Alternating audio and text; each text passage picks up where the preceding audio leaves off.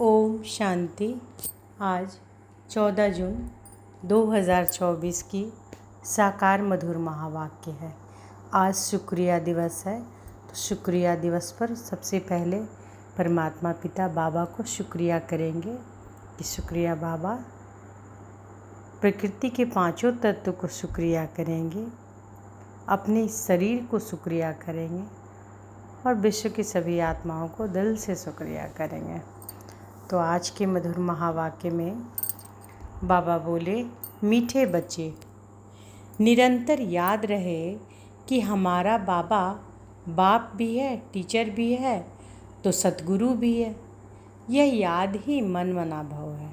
निरंतर याद रहे कि हमारा बाबा बाप भी है, टीचर भी है, सतगुरु भी है।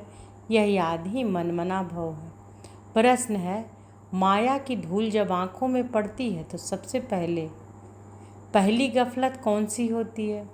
माया की धूल जब आँखों में पड़ती है तो सबसे पहली गफलत कौन सी होती है? उत्तर में है, माया पहली गफलत कराती जो पढ़ाई को ही छोड़ देते। माया की पहली गफलत क्या कराती है? माया पहली गफलत कराती कि जो पढ़ाई को ही छोड़ देते। भगवान पढ़ाते हैं, यह भूल जाता है। बाप के बच्चे ही बाप की पढ़ाई को छोड़ देते हैं, यह भी वंडर है। नहीं तो नॉलेज ऐसी है जो अंदर ही अंदर खुशी में नाचते रहे, परंतु माया का प्रभाव कोई कम नहीं, वह पढ़ाई को ही छुड़ा देती है। पढ़ाई छोड़ी, माना एब्सेंट हुए। ओम शांति। रूहानी बाप बैठ रूहानी बच्चों को समझाते हैं। समझाना उन्हों को होता है जिसने कुछ कम समझा है। कोई बहुत समझदार बनते हैं। बच्चे जानते हैं कि यह बाबा तो बड़ा वंडरफुल है। भल तुम यहाँ बैठे हो, परंतु अंदर में समझते हो कि यह हमारा बेहद का बाबा भी है, बेहद का टीचर भी है, बेहद की शिक्षा देते हैं। सृष्टि के आदि मध्य अंत का राज समझाते हैं। स्टूडेंट की बुद्धि में तो यह होना चाहिए ना, फिर साथ में ज़रूर ले जाएंगे। बाप जानते हैं यह पुरानी छीछी दुनिया है, इनसे बच्चों को ले जाना है। कहाँ? घर। जैसे कन्या की शादी होती है तो ससुर घर वाले आकर कन्या को अपने घर ले जाते हैं। अभी तुम यहाँ बैठे हो, बाबा समझाते हैं। बच्चों को अंदर में ज़रूर आता होगा कि यह हमारा बेहद का बाप भी है, बेहद की शिक्षा भी देते हैं। जितना बड़ा बाबा उतनी शिक्षा भी बड़ी बेहद की देते हैं।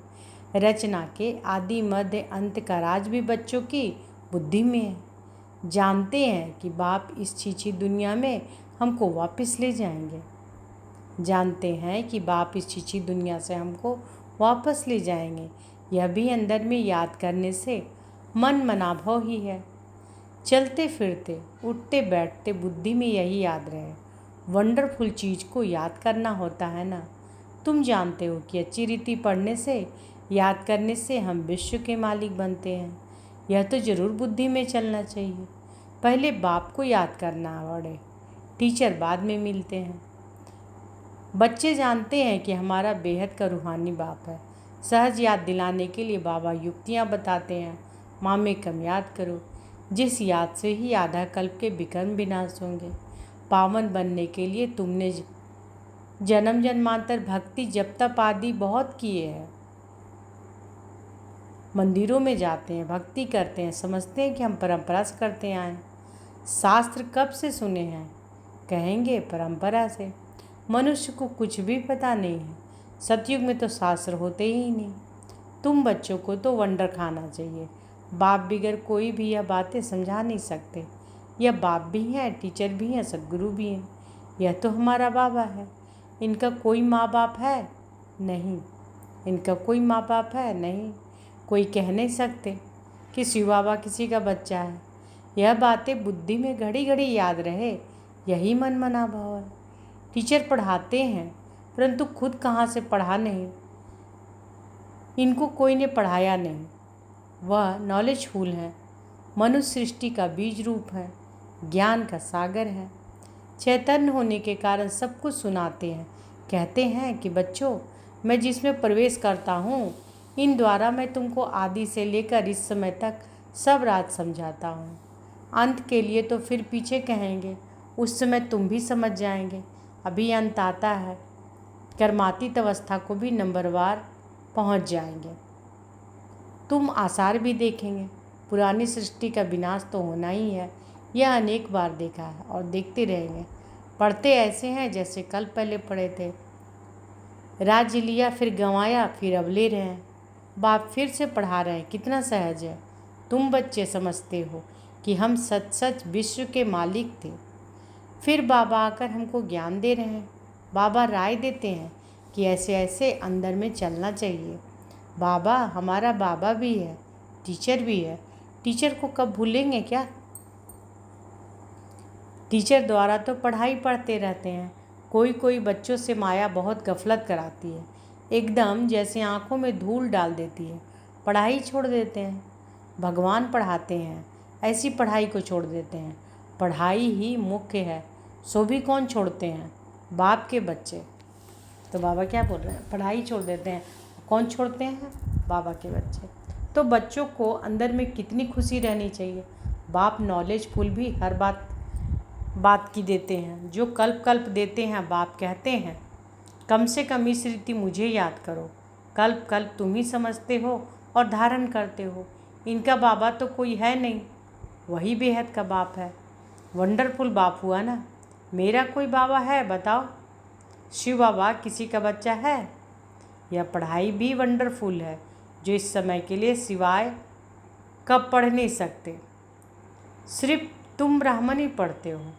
तुम यह भी जानते हो कि बाप को याद करते करते हम पावन बन जाएंगे, नहीं तो फिर सजाएं खानी पड़ेंगी। गर्भ जेल में बहुत सजाएं खानी पड़ती है।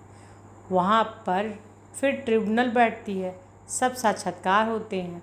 बिगैर साक्षात्कार किसी को सज़ा दे नहीं सकते। मूंझ पड़े हैं कि यह सज़ा हमको क्यों मिलती है। बाप को मालूम रहता है कि इसने यह पाप किया है, यह भूल की है। सब साक्षात्कार कराते हैं। उस समय ऐसा फील होता है जैसे कि इतने सब जन्मों की सज़ा मिल रही है। यह जैसे सब जन्मों की जत गई।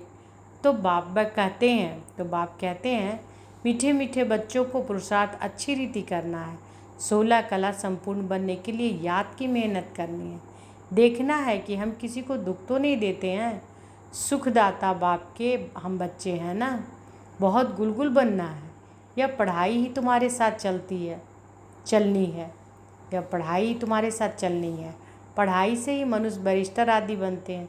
बाप की यह नॉलेज न्यारी और सत्य है, और यह है पांडव गवर्नमेंट गुप्त। तुम्हारे सिवाय दूसरा कोई समझ नहीं सकते। यह पढ़ाई वंडरफुल है, आत्मा ही सुनती है। बाप बार बार समझाते हैं पढ़ाई को कभी छोड़ना नहीं है, माया छुड़ा देती है। बाप कहते हैं कि ऐसे मत करो, पढ़ाई छोड़ो नहीं। बाबा के पास रिपोर्ट तो आती है ना, रजिस्टर से सब मालूम पड़ता है कि यह कितना दिन एब्सेंट रहा। पढ़ाई छोड़ देते हैं तो बाप को ही भूल जाते हैं। वास्तव में यह भूलने की चीज़ तो है नहीं, यह तो वंडरफुल बाप है। समझाते भी हैं जैसे एक खेल है। खेल की बात किसी को भी सुनाने से झट याद रह जाती है ना, वह कभी भूलती नहीं। यह अपना अनुभव भी सुनाते हैं। क्या अनुभव सुना रहे हैं? कि छोटेपन में है बैरागी ख्यालत रहते थे। कहता था कि दुनिया में तो बहुत दुख है। अब हमारे पास 10,000 हो जाए तो फिर 50 रुपया ब्याज मिलेगा, इतना बस है, स्वतंत्र रहेंगे। घर भर संभालना तो मुसीबत है। ब्रह्मा बाबा का यह है। अच्छा, फिर यह एक बाइस्कोप देखा सौभाग्य सुंदरी का। बस बैराग ही सब बातें टूट गई। ख्याल किया शादी करेंगे, यह करेंगे। एक ही थप्पड़ मारा माया ने, कला काया चट कर दी। तो अब बाप कहते हैं कि बच्चे यह तो दुनिया ही दोज़ख है, और उसमें फिर यह जो नाटक सिनेमा है वह भी दोज़ख है। यह देखने से ही उसकी वृत्तियाँ खराब हो जाती हैं, सबकी वृत्तियाँ खराब हो जाती हैं। अखबारें पढ़ते हैं, उसमें अच्छी अच्छी माइकों के चित्र देखते हैं तो उस वृत्ति की तरफ चली जाती है, उस तरफ वृत्ति चली जाती है। यह बड़ी अच्छी खूबसूरत है। बुद्धि में आया ना। वास्तव में यह ख्याल भी चलना नहीं चाहिए। बाबा कहते हैं कि यह दुनिया ही खत्म हो जानी, इसलिए तुम और सब भूल मामेकम याद करो। ऐसे ऐसे चित्र आदि क्यों देखते हो? यह सब बातें वृत्ति को नीचे ले जाती है। यह जो कुछ देखते हो यह तो कब्र दाखिल होने हैं। जो कुछ इन आँखों से देखते हो उनको याद ना करो, इनसे ममत्व मिटा दो। यह सब शरीर तो पुराने छींची है, भला आत्मा शुद्ध बनती है, परंतु शरीर तो छींची है ना। इस तरफ ध्यान क्या देना, एक बाप को ही देखना है। बाप कहते हैं कि मीठे मीठे बच्चों, मंजिल बहुत ऊंची है। विश्व का मालिक बनाने के लिए दूसरा कोई तो ट्राई भी नहीं कर सके, कोई की भी बुद्धि में ना आ सके। माया का प्रभाव कोई कम नहीं है। साइंस वालों की कितनी बुद्धि चलती है, तुम्हारी फिर है साइलेंस। सब चाहते भी हैं कि हम मुक्ति पावे, तुम्हारी फिर एम है जीवन मुक्ति की। यह भी बाप ने समझाया है। गुरु आदि कोई ऐसी नॉलेज दे नहीं सकते। तुम्हें गृहस्थ मेरा पवित्र बनना है, राजाई लेना है। भक्ति में बहुत टाइम वेस्ट किया है, अभी समझते हो कि हमने कितनी भूलें की हैं। भूल करते करते बेसमझ बिल्कुल ही पत्थर बुद्धि बन पड़े। अंदर में आता है कि यह तो बड़ी वंडरफुल नॉलेज है, इससे हम क्या क्या बन जाते हैं। पत्थर बुद्धि से पारस बुद्धि, तो खुशी का पारा भी चढ़ता है कि हमारा बाबा बेहद का बाबा है। उनको कोई माया नहीं, उनको कोई बाप नहीं।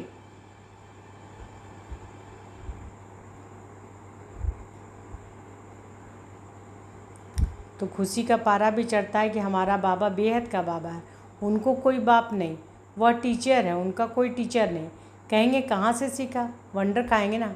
बहुत लोग समझते हैं कि यह तो कोई गुरु से सीखा है, तो गुरु के और भी शिष्य होंगे। सिर्फ एक शिष्य था क्या, गुरुओं के शिष्य तो ढेर होते हैं। आगा खां के देखो कितने शिष्य हैं, गुरुओं के लिए कितना अंदर में रहता है, उनको हीरो में वजन करते हैं। तुम ऐसे सदगुरु को किस में वजन कराएंगे, बाबा पूछते हैं। यह तो बेहद का सदगुरु है, इनका वजन कितना है, एक हीरा भी नहीं डाल सको। ऐसी ऐसी बातें तुम बच्चों को विचार करनी है। यह तो महीन बात हुई। भल यह तो सब कहते रहते हैं कि हे ईश्वर, परंतु यह थोड़े ही समझते हैं कि वह बाप टीचर गुरु भी है। यह तो साधारण रीति से बैठे रहते हैं।